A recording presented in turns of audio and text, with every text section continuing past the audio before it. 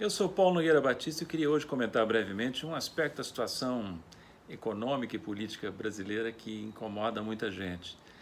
As críticas ao governo Bolsonaro são crescentes, mas há uma tendência em muitos setores, aparentemente, a poupar Paulo Guedes e sua equipe. A mensagem mais ou menos, mais implícita do que explícita a essa altura, é que a área econômica do governo é algo que merece ser preservada de alguma forma. E, no entanto, Paulo Guedes e sua equipe são uma parte, a meu ver, integrante do desastre que se chama Bolsonaro. Não é por acaso que Bolsonaro escolheu Paulo Guedes como ministro da Economia. Há uma afinidade, os dois são extremistas. Paulo Guedes faz parte de uma ala extremista da economia ortodoxa, que é a escola de Chicago, nos Estados Unidos, onde ele estudou. Essa escola é às vezes referida como a defensora do fundamentalismo de mercado. Ela tende a subestimar o papel do Estado na área econômica, a superestimar, às vezes de maneira muito exagerada, o papel das forças de mercado e do setor privado. Aplicado ao Brasil, na gestão Paulo Guedes, o que nós vimos foi isso. Um discurso, um plano de atuação do governo, vocalizado por ele, por Paulo Guedes, de que bastariam fazer-se reformas estruturais como a da Previdência, privatizar, para gerar um choque de confiança e fazer o setor privado brasileiro liderar a recuperação da economia. Não foi o que se viu, não foi o que se viu. A economia estava se arrastando e ia continuar se arrastando, mesmo sem o choque provocado pelo coronavírus. Veio então o coronavírus e aí foi que ficou mais clara a inadequação da equipe econômica aos desafios de uma economia moderna, especialmente em momento de crise. Não sei se vocês lembram, mas a primeira reação da equipe econômica do governo Bolsonaro diante do desafio do coronavírus foi dizer que a melhor vacina contra o vírus seria a continuação das reformas estruturais.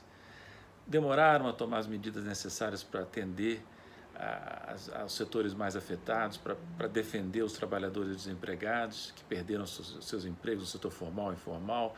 Tudo foi feito de forma tardia, atabalhoada, e nós estamos pagando um preço elevado por isso, né? Mas não é só na área econômica, viu, que o governo Bolsonaro, que Paulo Guedes tem contribuído para o rebaixamento do Brasil, para a nossa crise. Também na área internacional.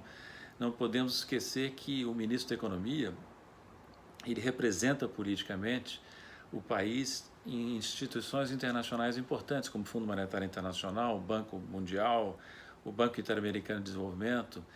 Ali sempre, quem está representando o Brasil no Conselho de Governadores dessas entidades é Paulo Guedes. E o que fez Paulo Guedes? Primeiro, no Banco Mundial, deixou a posição de diretor executivo que cabe ao Brasil vaga por mais de 6 meses, desocupada por mais de 6 meses, né? E culmina indicando para essa posição a figura notória do ex-ministro Weintraub, né? Não se enganem, tudo que ele fez aqui, os vexames que deu, circulou o mundo afora, todo mundo em Washington sabe, né? Então, quando Paulo Guedes indica este nome para ocupar uma posição importante de diretor executivo no Banco Mundial, isso é visto como um rebaixamento da imagem do Brasil, faz um estrago considerável, né? E há uma ironia nisso tudo que eu queria explicar brevemente. Quando eu fui diretor executivo pelo Brasil no FMI por 8 anos, eu participei de um esforço grande para reforçar a posição brasileira nas entidades internacionais, inclusive no Banco Mundial. Porque a nossa situação era a seguinte quando eu cheguei lá. O Brasil fazia uma rotação na posição de diretor executivo no Banco Mundial com Colômbia e Filipinas. Por quê? Porque nós queríamos o apoio dos países, a preservação do Brasil como comandante de cadeira no FMI.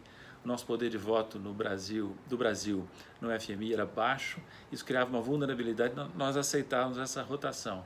O que eu fiz? O que nós fizemos? Nós aumentamos substancialmente o poder de voto do Brasil no FMI, de maneira sem precedentes, e com isso pudemos dispensar a rotação na posição de diretor executivo no Banco Mundial com Colômbia e Filipinas.